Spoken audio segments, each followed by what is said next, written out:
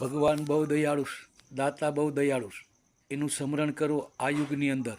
આ કળિયુગનો 3 પાયા ખરી ગયા, ચોથા પાયા ઉપર ધર્મ હાલે છે.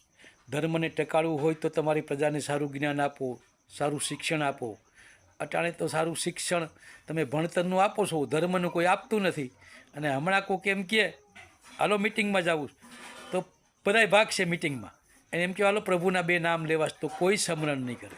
અત્યારે સ્મરણનો સમય છે. કળિયુગની અંદર સ્મરણ કરશો તો ભગવાન અવશ્યને માટે તમારા ઓરતા પૂરા કરશે. 84 લાખ યુનિની અંદર નહીં જવું પડે, નકર તમે ભટકીને પાછું 84 લાખ યુનિની અંદર તમારે જીવજંતુનો જન્મ લેવો જોઈએ. ભાઈ, એ જન્મની અંદરથી જન્મારો તમારો સુધારો. ભગવાને તમને સરસ બુદ્ધિ આપીશ, સરસ દેહ આપ્યો, મનુષ્ય દેહ. આ દેહને તમે સુધારો. આ શરીર અમારું તો આવ્યું છે, એ જવાનું જ છે.